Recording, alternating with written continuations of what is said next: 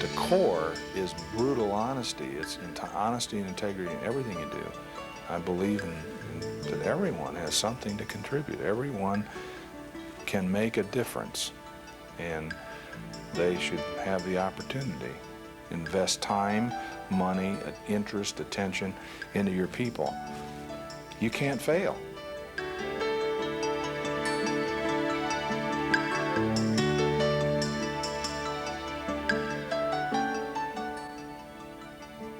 The fundamental values were here when I joined the company.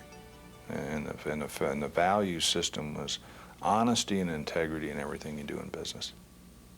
And the idea that honesty is important from a moral aspect, but honesty is also very smart business. It's smart to be honest, and people who really want to do business with companies who are honest. And we had developed a reputation for honesty. Mr. Iams had a reputation for honesty before I joined the company. And really, I think what I did is I institutionalized that basic philosophy. And that's also being honest, of listening to people, listening to your employees, listening to your suppliers, your customers, tell you those things that you could be doing better. So that whole aspect of honesty goes very deep into the organization, into the way we approach business. Commitment to growth, our commitment to growth in our people, in our markets, in our products. And I think the fact that we're privately owned, that we can do the right things for the right reasons, which most of the time does not consider the financial aspects of it from the short term. So we have the ability and the luxury, if you will, to look long-term at a market, look long-term at a problem, and have a long-term solution to that, and have the luxury and the time to do it. Because I'm committed to the business for the long term. I'm not concerned necessarily about this quarter's earnings or next year's earnings. I'm concerned about the business surviving over time. Started out when I was 5 years old. My father was a farmer, and he was an autocrat. And his attitude is, my way or the highway. This was fairly typical of the entire generation that he came from.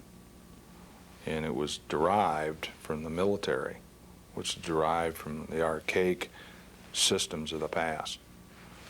And the hierarchy, the person at the top called the shots, and everybody else did the work, which means that when you come to work in the morning, you leave your brains at home. Okay? And I hated that system.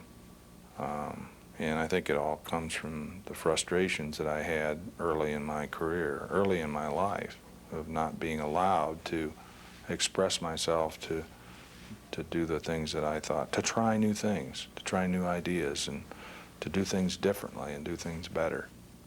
And so my management philosophy came because I instinctively felt that that's the way you should do business, and that's the way you should conduct yourself, and you should enjoy your work.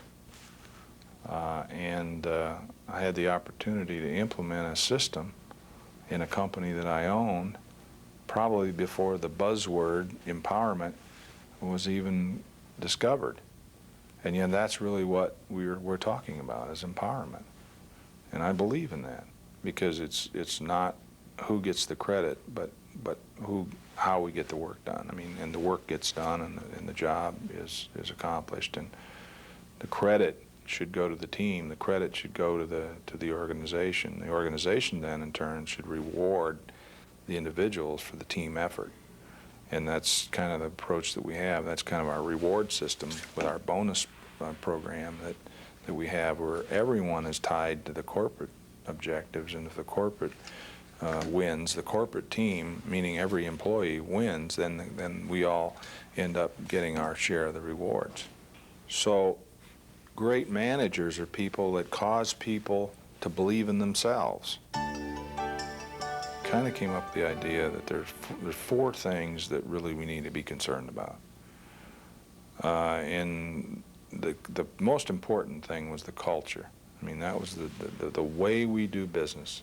Our philosophy of science, our philosophy of business, those kinds of things are very important. We're all imperfect people. We make mistakes. Every day I make mistakes. So the fact that you afford the employee, the individual, the right to fail, if you know that I have the right to fail, then you will take risk. You will take chances. You will stretch. You will reach out. You'll give ideas. You'll make suggestions. And those are the things that make the difference. The customer, there's never been a company that has failed if they really were committed to 100% customer satisfaction. The trust that we can develop, the relationship trust that we have with our retail customers, with our wholesale customers, with our breeders, with our veterinarians, that to me is the most important thing.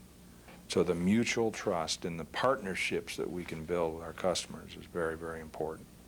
Product is at the core of our company. It's really the thing that is most important. We have continual commitment to new product development, and that's one of our key strategies, and we will continue to provide meaningful new products and bring those to the marketplace as effectively and as efficiently as we can. We put every ounce of energy and every ounce of technology and understanding and sweat and blood and tears and everything into the product. And you can't do that without good people. I think there's a quality that good Iams people don't have. I don't see the status seekers, the power seekers, and those people are looking for the credit for themselves through the efforts of others. But I see them being the opposite, being the ones that applaud, especially the managers are the ones that applaud the works of others and give the others credit for what they do.